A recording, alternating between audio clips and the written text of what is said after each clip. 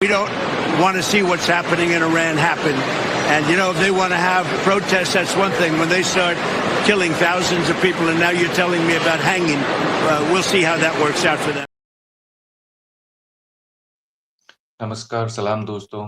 जैसे आपने इस वीडियो में देखा, ट्रंप ने इशारा दिया है कि बॉम्बिंग होगी, क्योंकि अब खबर ये आ रही है कि 3000 के ऊपर न्यूयॉर्क टाइम्स बता रहा है और कुछ इजरायली जर्नलिस्ट बता रहे हैं कि 5000 के ऊपर, आप इस ट्वीट में भी देख सकते हैं, मोसाद ने बताया अमेरिकन को कि 5000 के ऊपर किलिंग्स हो चुकी हैं।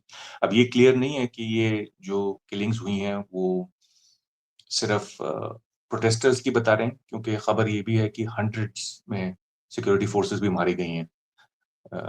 और ये क्लियर नहीं है कि ये सिर्फ किलिंग जो है वो मेन शहरों में हुई है, छोटे शहरों में, या जो बॉर्डर के रीजन्स हैं, यानी जहाँ बलूच रहते हैं और जहाँ कुर्द रहते हैं, उन इलाकों में हुई है, क्योंकि वहां से भी बहुत डिस्टर्बेंस की खबर आई है जिसमें सिक्योरिटी फोर्सेस मारी गई है। यानी कि ईरान के नॉर्थ वेस्ट में ये कुर्द रहते हैं और साउथ ईस्ट में बलोच हैं।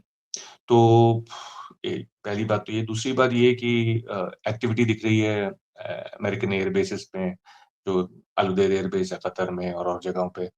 अमेरिका के F-35 फाइटर जेट्स और B-52 बॉम्बर्स एक्टिव हो गए हैं, और अमेरिका के 3 लार्ज डिस्ट्रॉयर्स रेड सी में हैं, आर्लेबर्ग क्लास, जिन पे टॉमाहाक क्रूज मिसाइल्स लगी हुई हैं, और 3 इंडिपेंडेंस क्लास लिटोरल शिप्स भी हैं पर्शियन गल्फ में, जो anti submarine, anti mine warfare के लिए हैं। तो देखना है क्या होगा। ईरान ने भी कहा है कि हम वापस स्ट्राइक करेंगे अगर अमेरिका ने स्ट्राइक किया तो, यानी कि हो सकता है एयर बेसिस पे, और हो सकता है कि हॉर्मूज को क्लोज करने की कोशिश करें। अभी क्लियर नहीं है, अमेरिका का भी क्लियर नहीं है कि क्या वो ऑयल टर्मिनल्स पे हिट करेंगे या जो इनका टैंकर फ्लीट है उसको ब्लॉक करेंगे। तो आप देखते रहिएगा, क्योंकि ये मुझे लग रहा है शाम तक कुछ ना कुछ होने के आसार हैं, और ईरान की रजीम भी प्रेशर में है, इसीलिए शायद इतनी तेजी से मार दिए ये प्रोटेस्टर्स। यानी कि ट्रंप ने जो चेतावनी दी थी उसके बाद और तेजी से मारे गए, कभी पहले इतनी तेजी से नहीं मारे गए प्रोटेस्टर्स और इतनी तादाद में। इसका मतलब ये है कि ईरान की रजीम ने एक चैलेंज की तरह लिया ट्रंप की चेतावनी।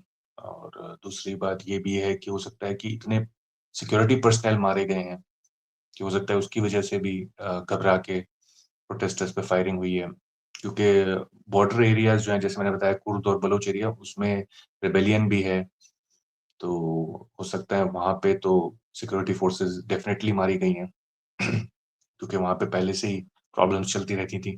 पर अब मुझे लग रहा है कि शहरों से भी कुछ ऐसी खबरें आ रही हैं। तो ओवरऑल काफी इंस्टेबिलिटी है ईरान में।